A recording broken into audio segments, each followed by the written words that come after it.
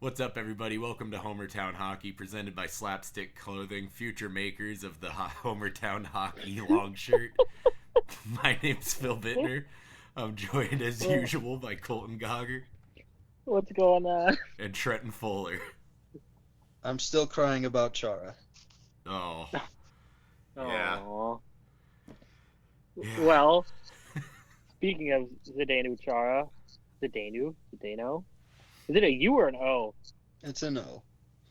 Is it Whatever. for real? Mm-hmm. What? Zdenu? Is that a real question? You thought Zdeno? Dude, have you ever heard Doc Emmerich pronounce it? It's Zdeno Chara. Every time. You don't go off what Doc says. Doc Emmerich doesn't even do the voice for the game anymore. Yeah, he retired. Rest in peace. Wait, he died? No, he didn't. He People didn't pass. acted like He it just- when he retired, though. All of a sudden, you weren't allowed to criticize him at all. Like, you had to talk No. about him like he was dead. No, but Phil. Kind of like Rene Rancourt. When Witt went after him and then started talking a whole bunch of shit about him being there. I don't even remember You that. don't remember that? Nope.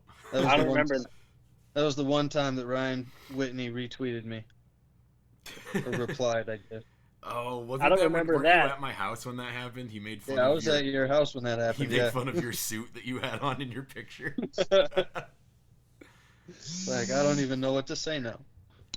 No, I just remember, like, yeah, like, you couldn't, like, you had to act like he was always perfect. Like, oh, no, Doc Emmerich, he never missed, like, calling the action on the ice because he was rambling about the 90s Pirates.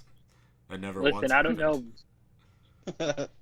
Phil took every opportunity to criticize him once he did retire. I do know that. No, I like Doc Emmerich. I just thought it was goofy that people, like, acted like he died. I liked him, but he definitely, he wasn't, I don't think he was as good as he used to be. Fair. Well, boys, should we get into our third part of our little preview of the season? Yeah, I think it's about Sure. time. Sweet. So tonight we're going to run through the Eastern Division, which arguably is the toughest division that they came up with this year. And with that, we're going to start off with the Boston Bruins, and our resident Bruins fan is going to take it away. Go ahead, Trent. What the fuck are Don Sweeney and Cam Neely doing? Like, I don't understand their thought process this entire offseason. Letting Krug go for literally nothing, and you could have easily re-signed him for the money that he signed for. All they wanted was an extra year. And then you go ahead and you sign Greg McKegg. Good job, guys. Hey, one of the best names in the NHL. I agreed, but we're not signing him for his name. I hope his nickname is The Keg.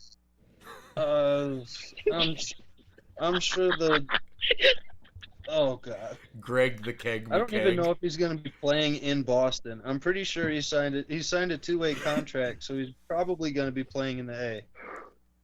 Really not looking forward to that signing. That's usually The why one you pick signing- up Greg McKegg. Huh? That's usually why you pick up Greg McKegg. To play What, him in just the the name? AHL.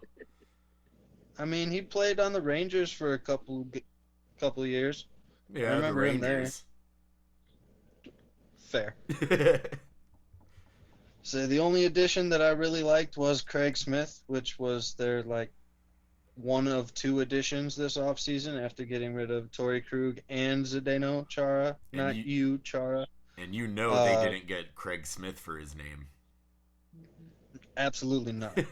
That man is in the witness sounds- protection program. That sounds like a guy from the North Shore. But yeah, signed Craig Smith, 3 year, 3.1 mil a year. It's a pretty decent signing for. I think he's going to be a third line, maybe second line, depending on when Pasta comes back. But yeah, I really don't have any confidence in this front office at all. They had to be in the bottom 5 teams of the entire offseason for moves. They haven't had a right wing for Krejci since Peter Chiarelli was there. Yeah. That's very upsetting. Yeah, that's rough. Yeah. So besides Krug going to St. Louis and Zdeno Chara going to Washington, had Joakim Nordstrom, the fourth line plug that everybody in Boston seemed to love. He went to Calgary. And they kept Nick, but got rid of Brett Ritchie. Don't know why they got either of them. I mix whatever. those two up all the time. I'm sure everybody in the NHL does too. I'll say the draft this year, they picked up this kid, Mason Lohrei. He's a stud. He plays for the Green Bay Gamblers. He's a defenseman. I think he's probably going to be in the league, if not next year, at least the year after that, probably on the second pairing. The kid is a monster. When you watch tape, he plays like he's playing in the AHL, but he's still in juniors. It's insane. But yeah, so the only thing that I really have left to talk about the Bruins this past year is they've got Krejci only has 1 year left, Tuukka only has 1 year left, Bergeron has 2 years left, and Marchand has 5.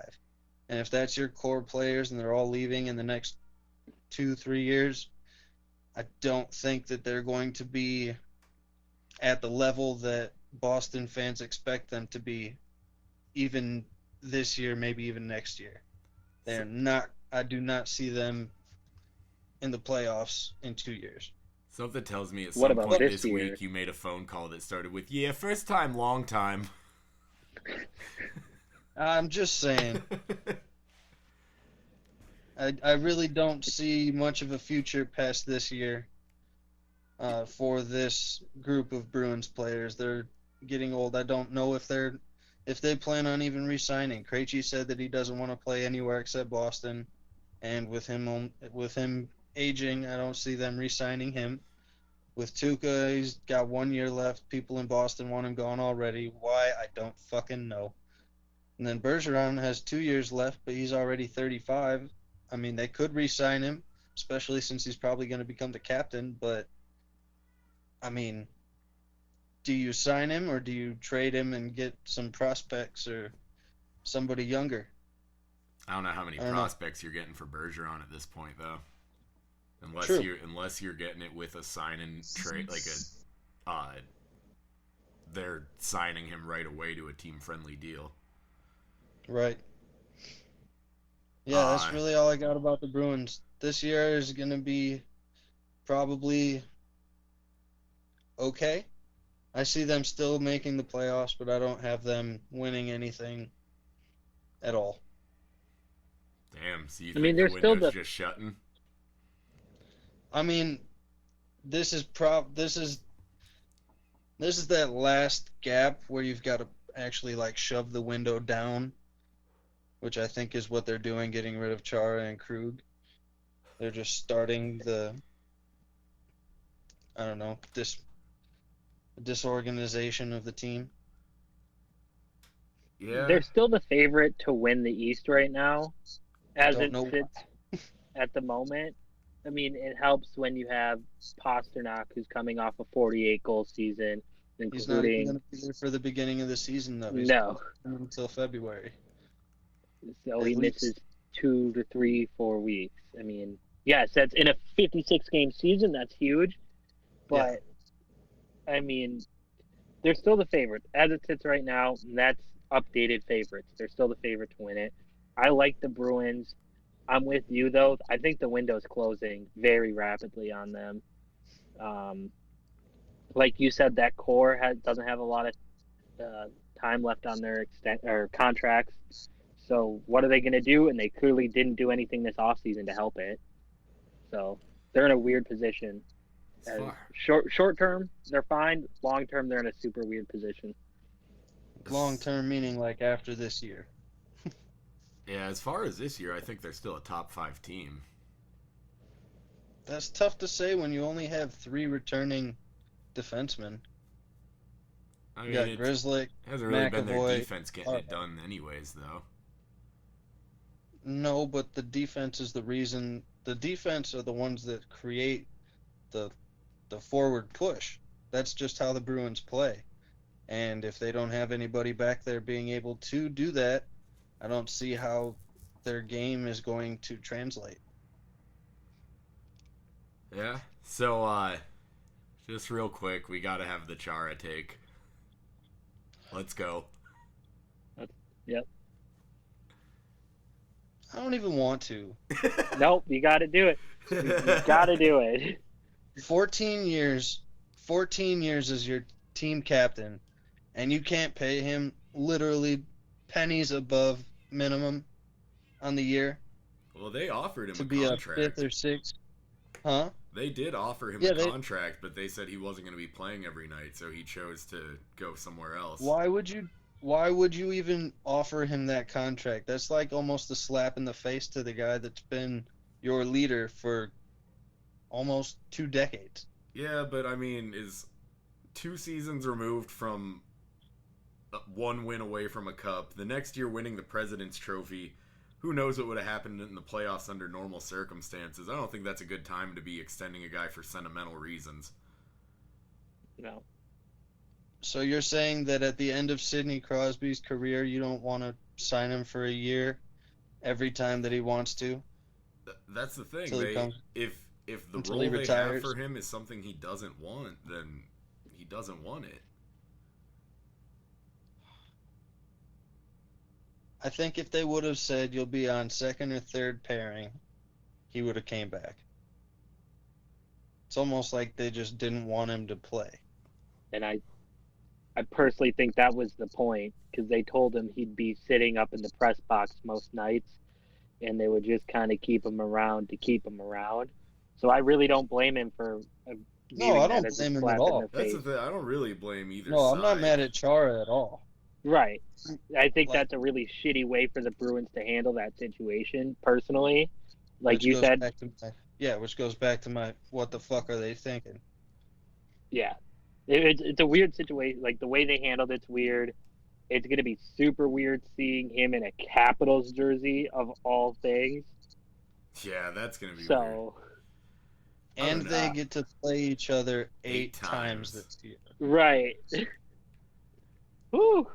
That is not how Zdeno Chara was supposed to leave Boston, whether it was retirement or to another team.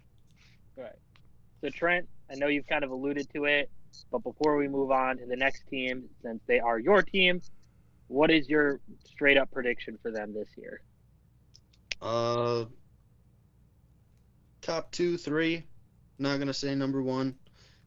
In the division, I think they could make it to the 3rd round, probably just the 2nd. And they'll be eliminated, and then they're going to complete dumpster fire. Oh, all right, then. Man, his team's still in a better spot than my team. Yeah, mine too. Yeah, but you have more to look forward to. My good is already in the past. So is mine. You still had some good over some really mediocre mediocrity. If you can get some secondary scoring in there, I suppose that the top line could carry you through the 56 games, but I don't know. Well, I think Boston in a 56-game series is built to thrive. A 56-game season. I mean, they are getting younger that way, but still with that core, they're still kind of old and not playing as fast as they normally would, especially with Marchand coming off a hernia surgery. That's what Bergeron I mean. had hernia surgery before the bubble. Team. That's a good team to get 26 less games. Yeah. I guess that's true. A 56-game season is going to benefit some of these older teams. Yeah. I mean, just straight up. I don't know how playing back-to-backs, like, what do they have, 10 back-to-backs throughout the entire, season? That's not going to fare well for the older guys. Pretty sure the Penguins have less back-to-backs in that time than they do in a regular season. Probably. Penguins always have a shit ton. Right. Well, let's move on to our next team in the East, and let's move on to the Philadelphia Flyers. This was a team that, going into the bubble, had won 9 of 10 and looked really ready to make a run, and then they just got to the bubble and didn't look like the same team, minus Carter Hart, who proved to be a legit number 1 goalie. I think, between this season and the bubble. They're kind of coming off a weird offseason. The Matt Niskanen retirement, one came out of nowhere. It surprised even Chuck Fletcher, and I don't think he really knew how to handle replacing him. The rumor is Phil Myers is going to step up with Provorov, which that'll be interesting. They're really strong on their top six. Couturier, Voracek, Giroux, Hayes, Konechny. Farabee even looks good. Their two biggest questions is Nolan Patrick going to be healthy enough to play? He's coming off of significant migraine issues that had him miss that entire season. And then Chuck Fletcher has said they're in a win now philosophy, but is this team built to win right now? Bill, if you want to start this one since they're your biggest rival. Yeah, I don't know. Fuck these pieces of shit. I hope they suck ass. Their fans deserve every fucking second of it, especially Bell's. Oh no! Call out. No, I think the Fly. I don't know, man. It's kind of hard to tell because last year they were really good, but only at the end. It's like which part was them playing differently from what should be the expectations moving forward. The not good Flyers at the beginning of the year, or the admittedly ridiculously good Flyers that we got in the springtime, and they somewhat carried. That's the thing. They didn't completely carry it into the summer with the bubble. You can't really blame them for that and say that that's proof, but yeah, I don't know. It seems to happen every year. There's two different Flyers, and you don't know which one is going to show up the next season, and usually the answer is both of them at different points. So the Flyers, it just kind of depends on when it happens. 56-game season could kill them if they start out bad and don't have enough time to recover. If they, it could help them. That's pointless to even bring up. That's the case for any team. But yeah, I don't know. Well, I think the Flyers ultimately are a good team and they're going to be good, but they're still fucking pieces of shit. Every single one of them. Speaking of a 56-game season, the Flyers over the last 10 years have the best winning percentage in the first 3 months of a season in the NHL. Really? According to the Athletic. Wow. And doesn't seem like that. But then they fall. Exactly. I was like, what? I was like, that's wild. So maybe a 56-game season benefits them in a matter of they're not necessarily a team that gets off to slow starts. What usually happens for them is they get off to a really fast start in the first 10, 15, 20 games, and then the wheels kind of come off. Yeah. And Trent, do you think they can hold on for a whole 56-game season? I'm gonna say yes. I think that they are probably going to win their division. This is my pick. I know we're not doing predictions till later, but the only thing that I really have to say about the Flyers, other than I don't really see much changing this year than last year, is really glad that Oscar Lindbaum is cancer-free. Yeah. Yeah. He's not a piece of shit. Not anymore. No, that is good to see. Speaking of guys not healthy, Nolan Patrick, what the fuck's going on there? Yeah. I think he should retire. I think he's not too many not too many more health problems away from a doctor telling him that.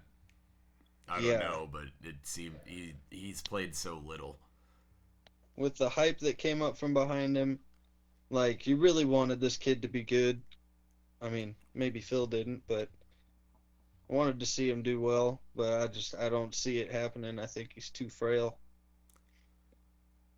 Chuck said he's skating with the team, and he looks the healthiest he's looked in a year and a half, and he seems to be skating well and everything, but they haven't put him through any contact stuff yet.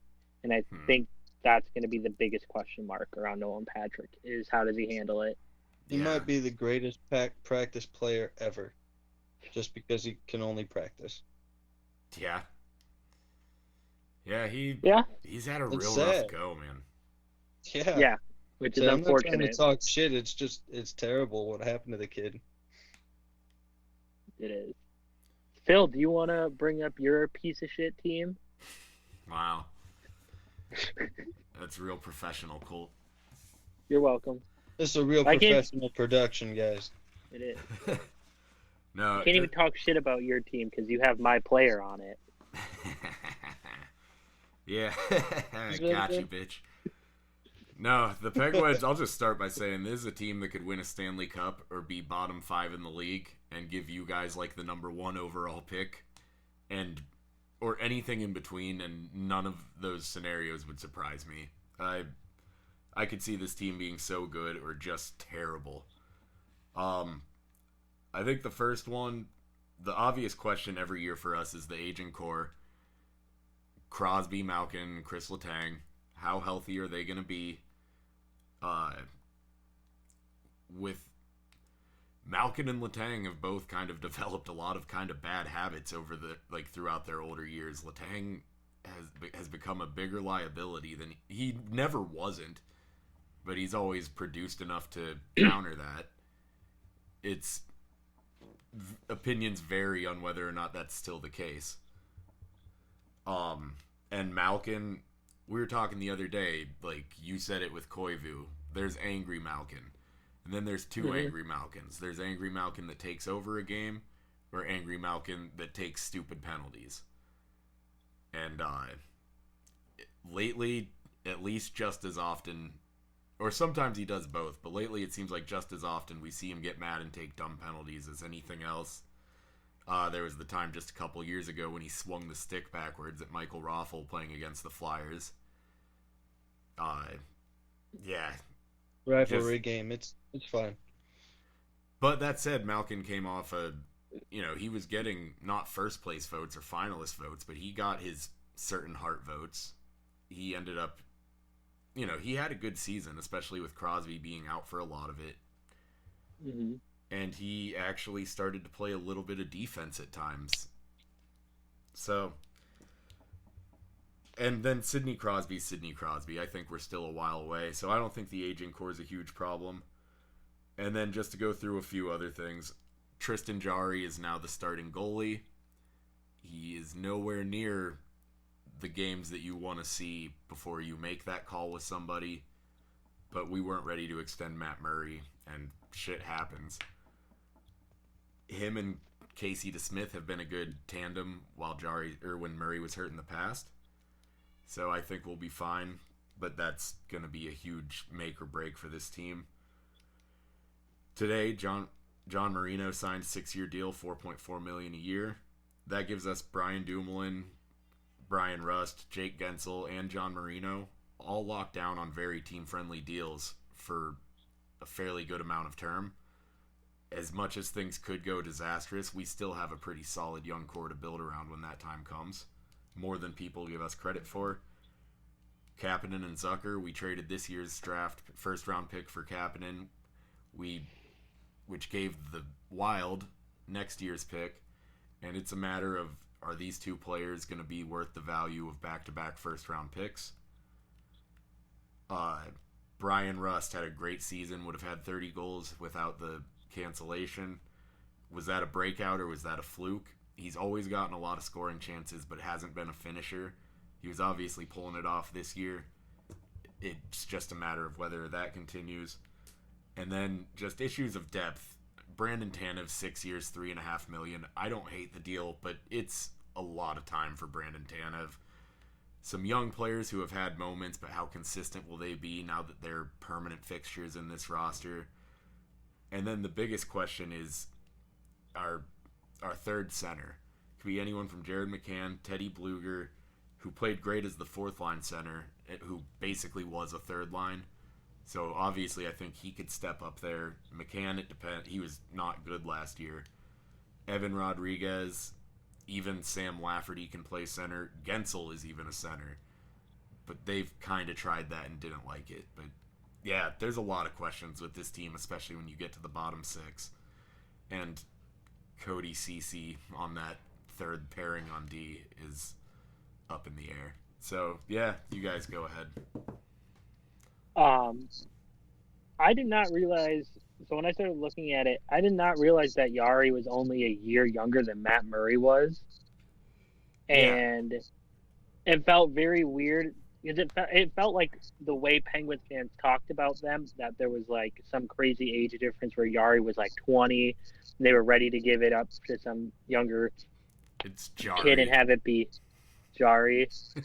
Was only, thought he was only like 20, and they were ready to move on and have it be a younger net. But he's 24. It's not some crazy age difference. It's not like you're No, he's not moving some like young phenom. right. And so I thought that was an interesting decision. I agree you have to move on from Matt Murray. Um, yeah, man, I agree with you. I mean, I can't really argue with anything you said about them either being a Stanley Cup winner or there might be a bottom six team. Yeah, it'd be really nice to see Chris Letang go through a season healthy. Or Gensel. Letang, when he stays healthy, puts up numbers to get himself into the Norris conversation. Mm-hmm. And he's the type of player that could get the lifetime achievement if he's up there. Trenton, what do you think?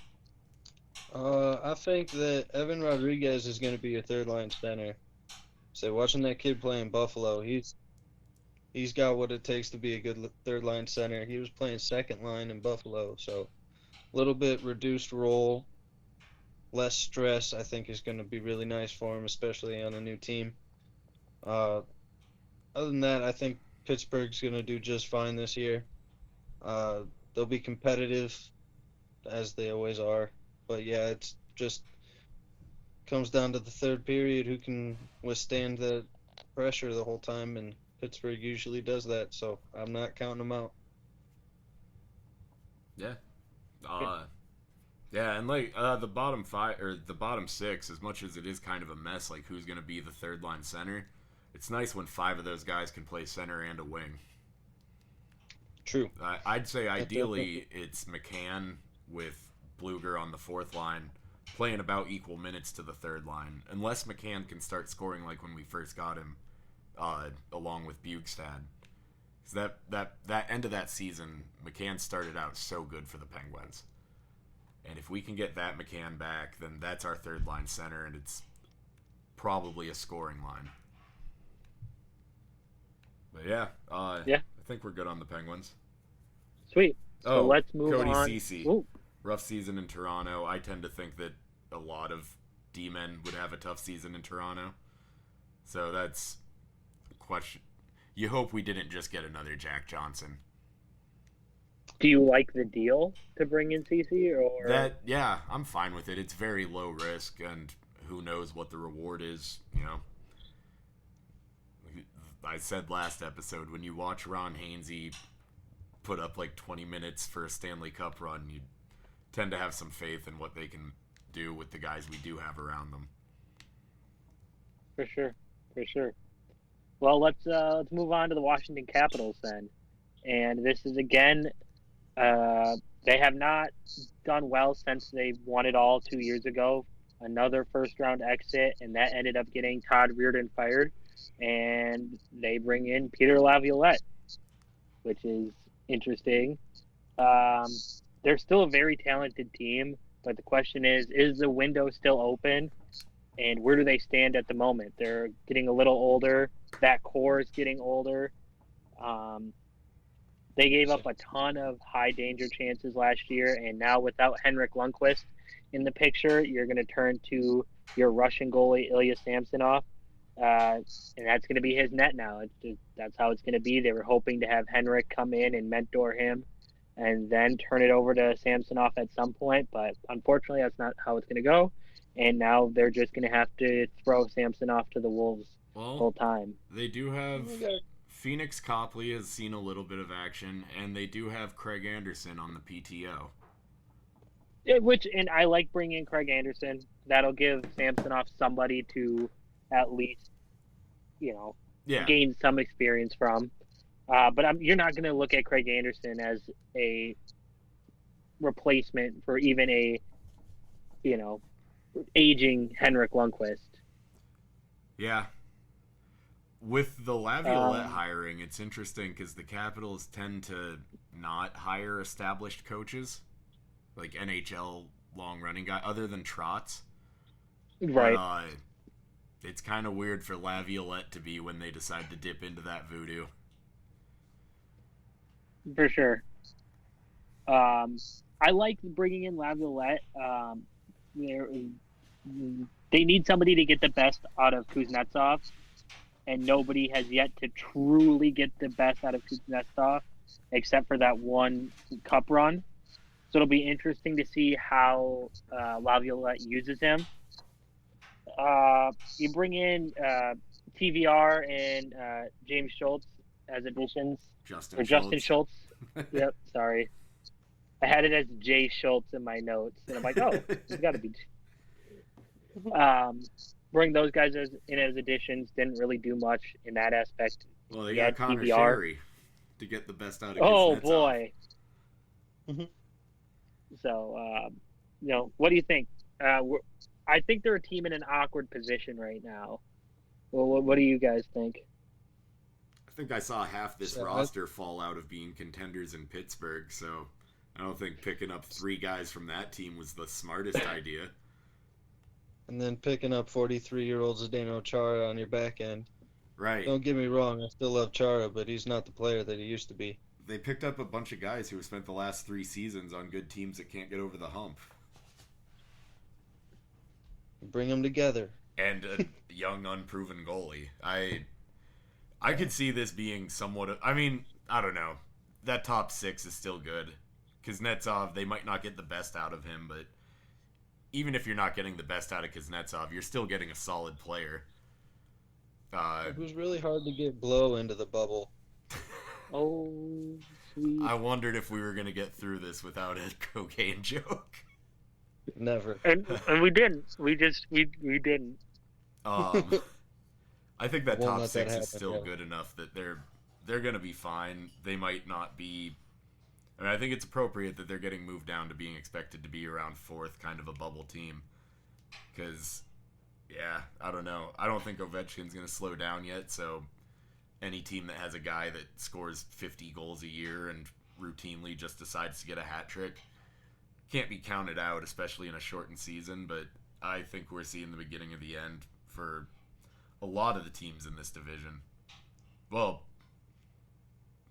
Boston, Pittsburgh, and Washington, all possibly. Right.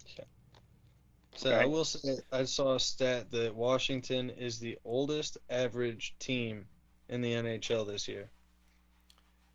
Yeah, they have the oldest Chara certainly average drives age. that up. Yeah, it doesn't help. Chara is like 50% older than the average age in the league. For real, though. He actually, like, I think the average is like, I think right now it's down to like 26, 27. So he is, Something yeah. like that. So 39 would be 50% more. Mm-hmm. Yeah, that's wild. Stat guy. That guy. Oh, Not a stat podcast. Definitely not. Yeah, I just don't think they're gonna have. I think they'll,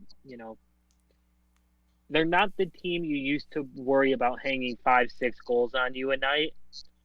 I just don't see them having that firepower anymore. But they'll still be good. I see them, being the 4th ranked team in this really good division. I think that's an appropriate ranking for them in that division. You guys want to move on to the next team? Yeah, I'm excited for this one. The New York Islanders. And I'll say one nice thing about them before we talk about what broke today. The Eastern Conference Finals run was cute. I liked it. Congratulations for the Islanders for having their first bit of success in a long time. Now on to the absolute dumpster fire with this the Barzal situation. What the fuck is going on there, and why aren't you going to pay him? I don't know what the issue is. Amarillo? He's in the city, which makes it look like he plans on being an Islander, unless he's just hanging out because it's the only place you can get good pizza. He's gonna sign with the Devils. That would be hilarious. Yeah, I don't know. It's man. I'm gonna worship the Lords of Chaos and hope that the Islanders lose their best player for like the second time in 3 off seasons. I mean, he's unrestricted, and so obviously gonna, you know, he's more than able to justify the terms of his contract that he's going to sign. But for Lou Lamoriello to not even begin to think about giving this kid a contract, who's coming off a 60-point season and had 17 points in 22 playoff games, and kind of put the team on his back at moments in that run to the Eastern Conference Finals. I just it doesn't make any sense to me at all. Well, it's worth Why noting that Lou Lamoriello is an incompetent piece of shit. So, is it possible that Lou Lamoriello is waiting for somebody to offer sheet him so he can match it, and that's what he has to pay him? No, because someone offer sheeting is probably going to highball. If they're Yeah. trying True. to get him to sign it, they'd be trying to get something that he won't match. That would, yeah. Yeah. I don't know. It's Lou Lamoriello. You never know, like, what... It could be, like, him not wanting to give, like, you know, no trade clauses in the... Once he hits free agency age. It could be Barzal wanting to do one of the more fashionable, like, contracts that walk you into the early years of your unrestricted free agency, and Lamoriello saying he doesn't want to do that. But I don't know, man. Lou Lamoriello sucks, so there's really no situation I'd put past him for what could be holding it up. Yeah. I guess last week, Lamoriello basically said, "I have nothing new to say. Matthew is in town quarantining, and we certainly will work at this with the hope to have him ready to go by training camp or the end of it. I don't want to get into I don't want to get into any hypotheticals. It is our intention and his intention to be there, and hopefully we will make that happen." Yeah, and So, I mean, go ahead. it sounds like he wants to be an Islander, and that's what everything coming out said is like he wants to be here. He just wants to get paid like a cornerstone of the franchise, Which which I think is fair. Yeah. Yeah, it's more than fair, and it just is very curious that Lou seems to also be on that page, but seems to almost be lowballing him. Well, when all that Tavares shit went down, Barzal just stayed completely quiet, went out and had a great season, and the team was awesome. They were boring to watch, but they were a good team that won a lot of games. The kid's already like gone through a tough time with that team, and been a professional about the whole thing. He deserves to get paid like the future captain that he is. Because if you keep him, he is your future captain. You're not going to keep Anders Lee with the C over him for too long. So, No. yeah, I don't know. I can't imagine what could be holding that up. Yeah, I can't either. But let's look a little more at the big picture for them. Going into this year, they're bringing back 99% of that roster, minus Greisch and Devin Tays. What was that? And Boychuk, he retired. And Boychuk, because he did retire, yes. Yeah. They're really highly rated goalie prospect Ilya Sorokin. The Sorokin is finally coming over from Russia, and it seems to be all intents and purposes they're going to roll with him in net. They're a really good defensive team. We saw that in the bubble. They were super strong defensively, and I really liked watching them play that. Everything flows down from the blue line with them, and I think they could be really successful if they keep that up. And how close are the Islanders to being back, I guess, is my question for you guys. Well, a lot of that's going to depend on Ilya Sorokin. If that kid is the stud they think he's going to be, that could be a huge difference maker for them. I mean, suddenly you have kind of your breakout like Carter Hart in Philly. You know what they always say, man. Never count out a team with Casey Cizikas.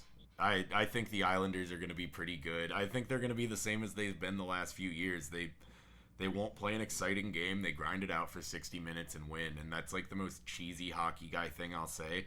But you can't even like not be boring talking about this team. For real. And you know Barry Trotz loves his Russians. Yeah. This is true. And I'm assuming they have Mitch Korn over there. The most well-known positional coach in NHL history. For real. I'd be really curious to see how much of it is that like he just keeps coaching like with Barry Trotz, you already have really good defensive teams. So I'm sure as a duo they boost each other a little, but like it'd be funny to see like if just any goalie coach could do the same thing behind those Barry Trotz teams. But anyways, yeah, Okay. Mitch Korn clearly been touched by the hand of God, the glove hand.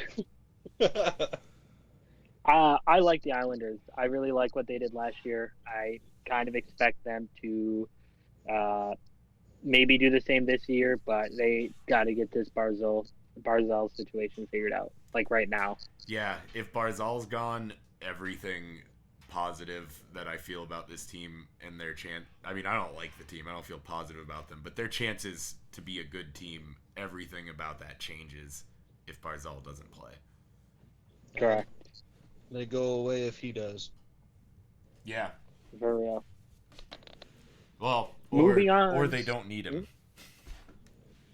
Right. Ooh. Hey, he's coming to Minnesota, remember? Can you guys imagine that video?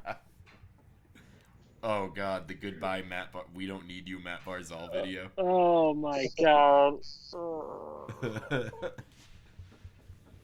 Can we also just say the Islanders took the laziest route ever on their reverse retro unis this year? Oh It's God, not even. it's just a it different didn't shade of do blue. anything. I'm Yeah. colorblind. I couldn't tell the difference. I didn't think they changed it. No, it's just a really different didn't. shade of blue, man. How much influence do you think that was? How much do you think that decision was That's influenced Lou. by Lamoriello? Yeah. That's blue. 100%. My main problem Lou with being like- Lamoriello is that he's still tying down Josh Ho-Sang. Won't let him go somewhere else, but like, isn't having him come to camp or anything. He's just tanking the kid's career because he slept in for some practices when he was like 20. That's a fuck situation in itself. He's like, fucking that with a man's hosting livelihood situation. for some shit that happened when he wasn't even the GM of the team. Sounds like a whole lot of what was going on last year is happening there. I don't know. Shall we move on to the other 4 New York teams, including the New York Rangers? Let's go. Oh, yep.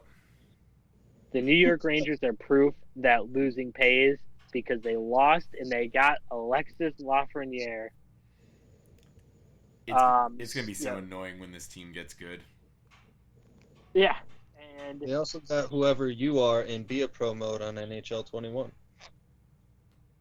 pretty much, if you played NHL 21, you were drafted by the Rangers this year for whatever I reason. I just suck said in it the to Memorial put me on Cup, the and they Penguins. still drafted me first. But no, they get Lafreniere, which it'll be interesting to see where he fits in the roster and how they treat him, because this is a really young team, and they're still in the middle of a really big rebuild where they have a ton of dead money that they can't do anything really with. I mean, the cap situation for the Rangers sucks right now, and it's going to be a while before it's better. They have, you have Panarin and Zibanejad, and those two are the real deal. And,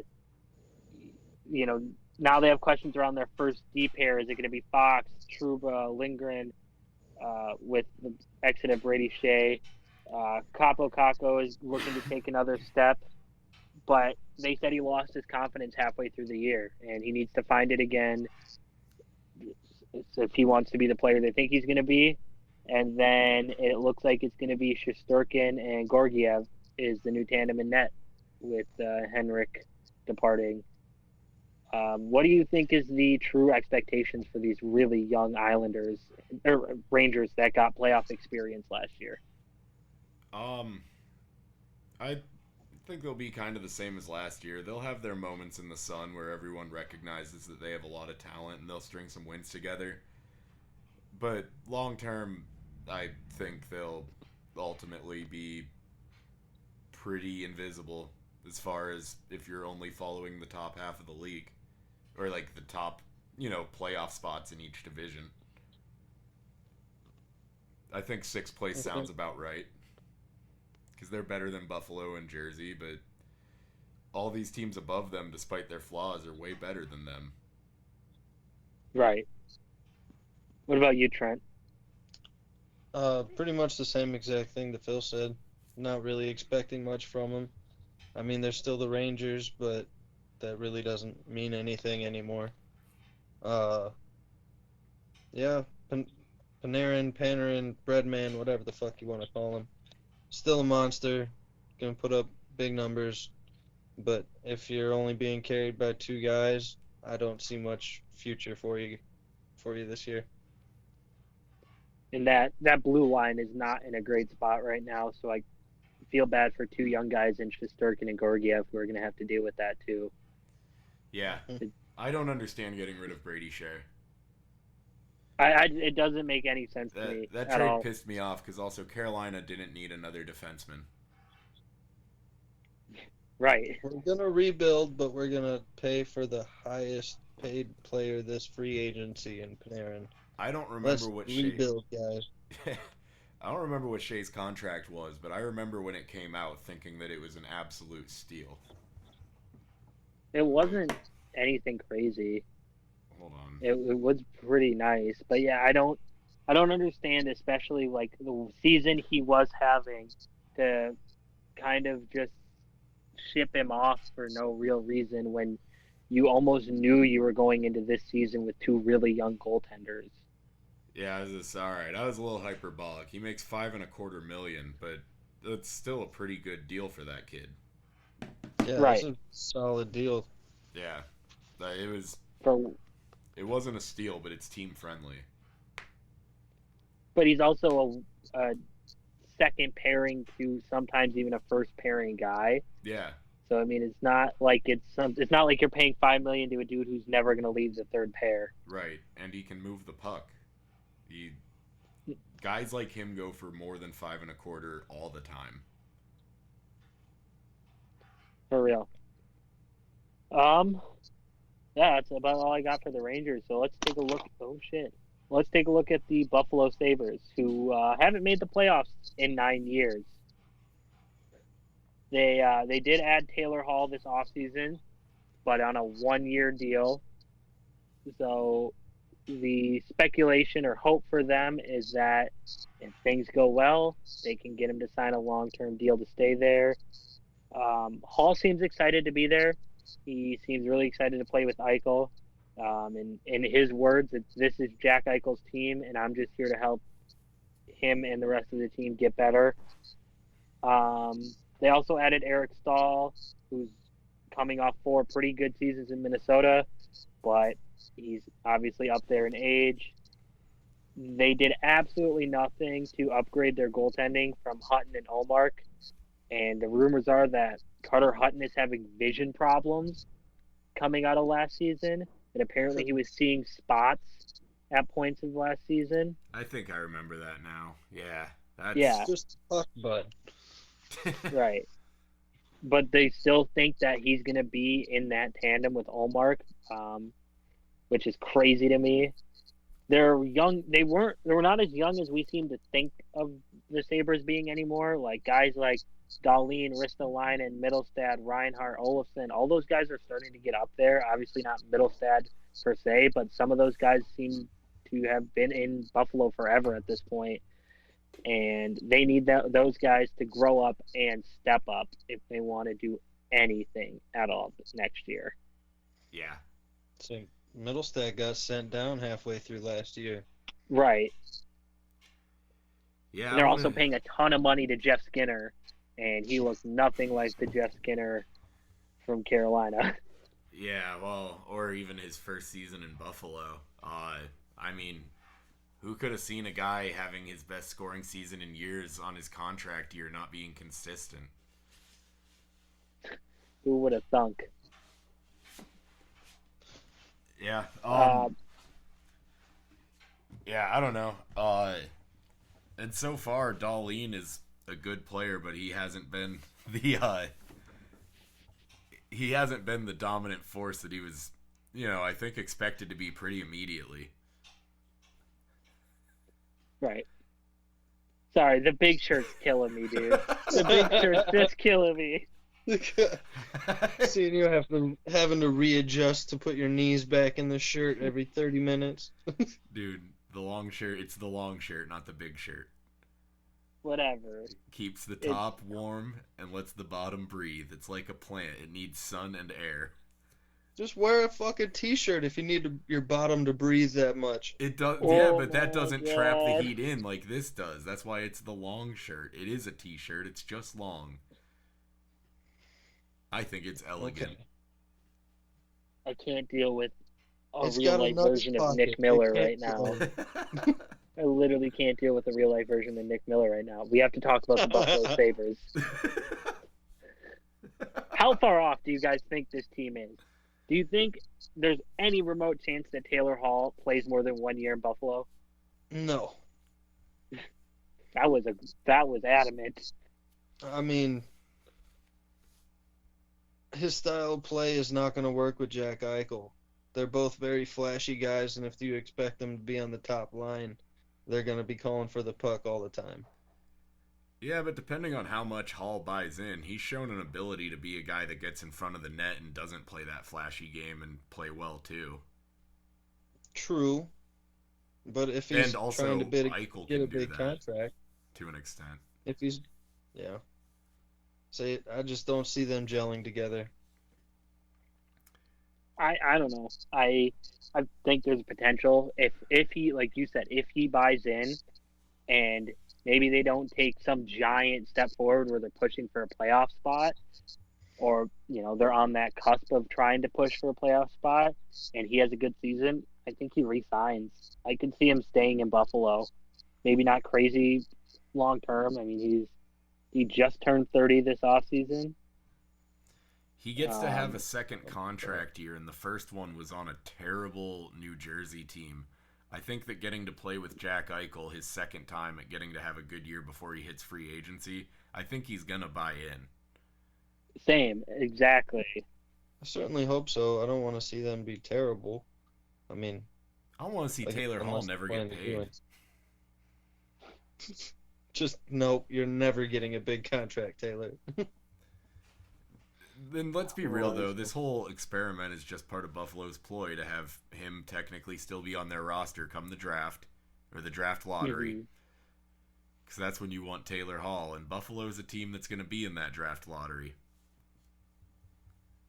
They're a lottery team for sure. And Taylor Hall is good luck for lottery teams. Well, let's finish out this Eastern Division with the New Jersey Devils, and there's not a lot of nice things Do we say have about to? the Devils. Right. I like Mackenzie Blackwood.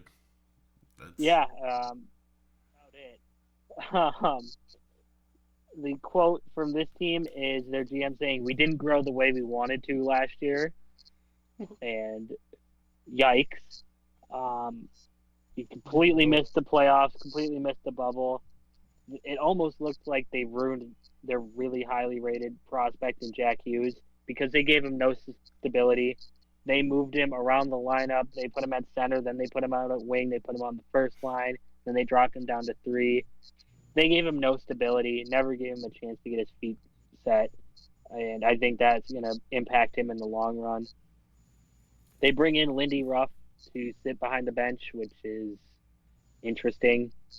Bring in Corey Crawford to also share the net with Mackenzie Blackwood.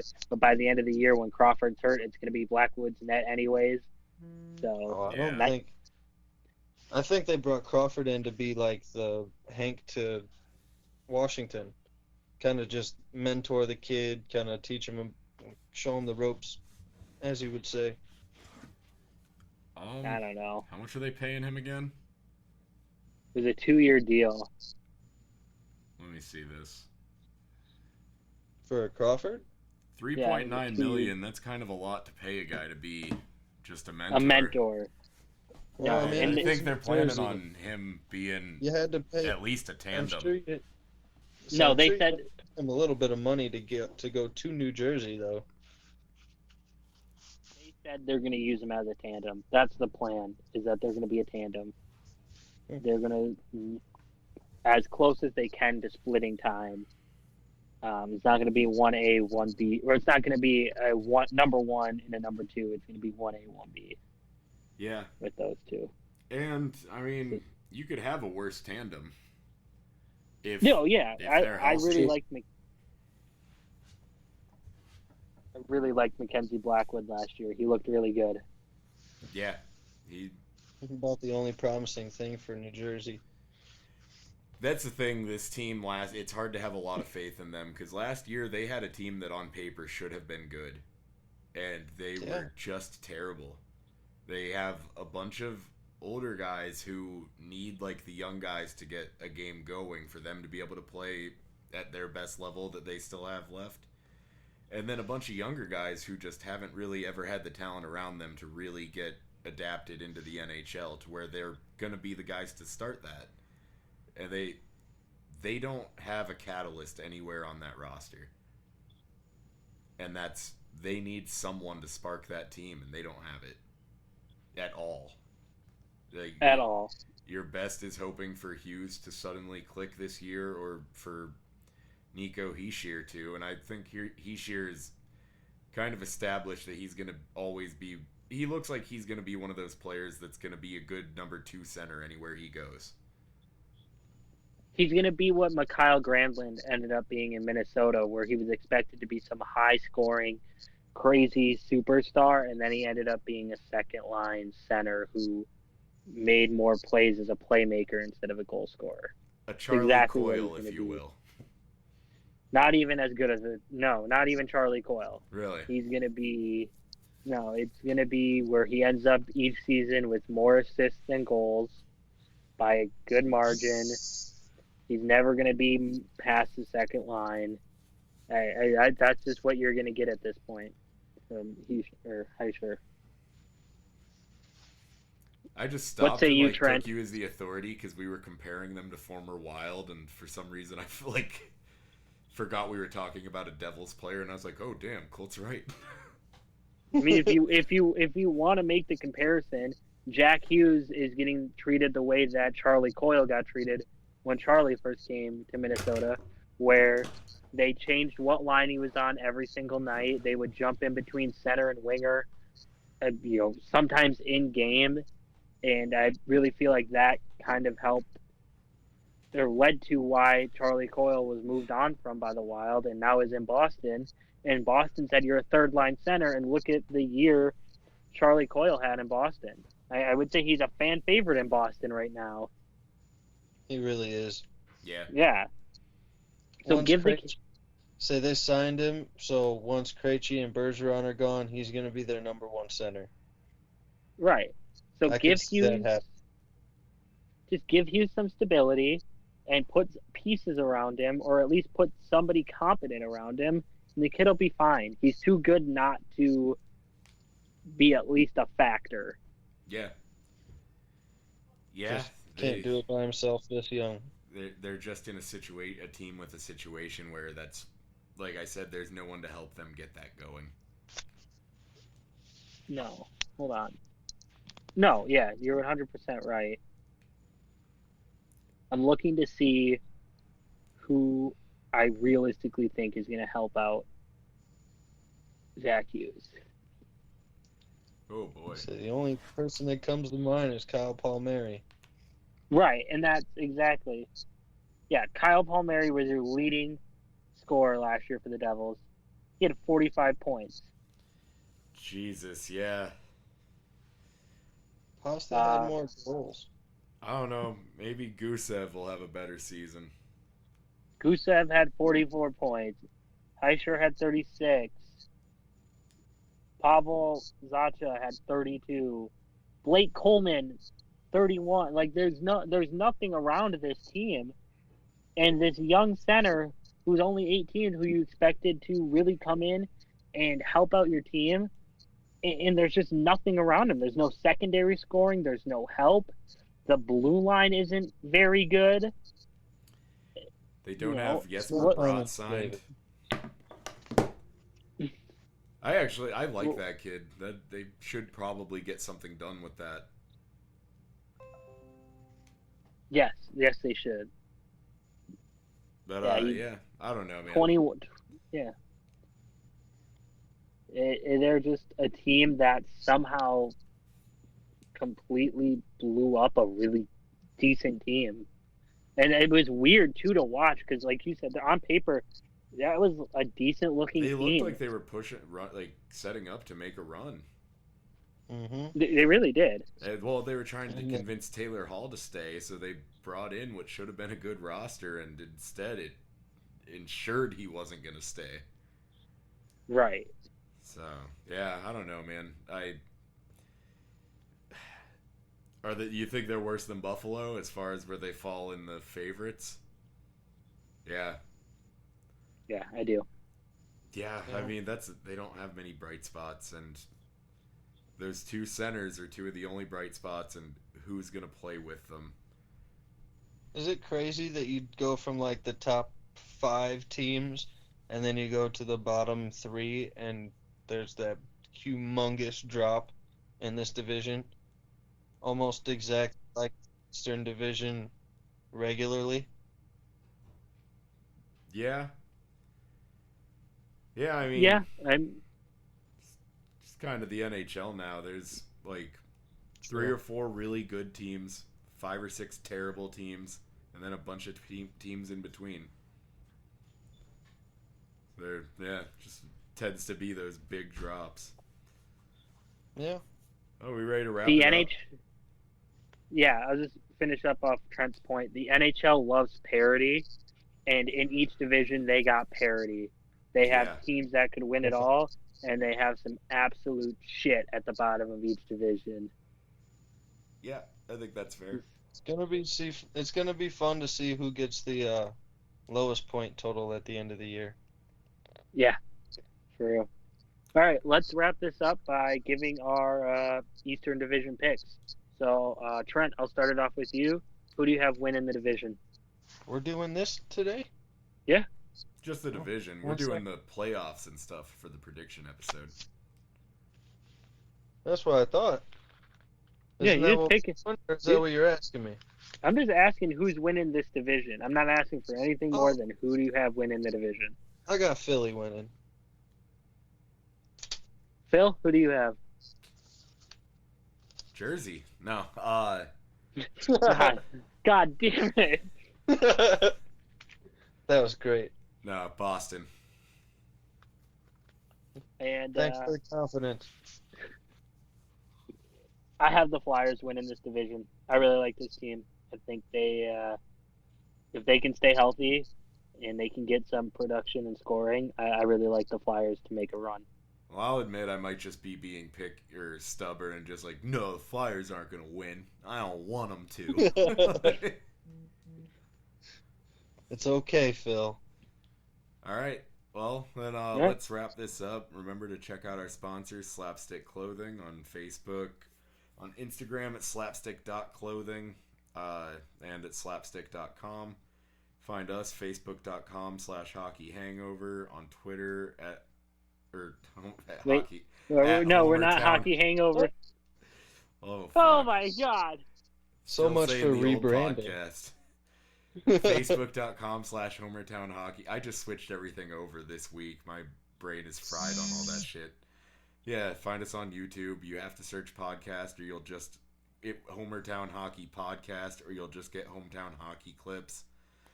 Facebook.com/Homertown Hockey. Twitter at Homertown Hockey. And yeah, our next episode we'll be talking about a division where that drop off in competition comes way earlier. Way harder. All All right, we'll talk at you later. My name is Trenton Fuller, and I approve of this message.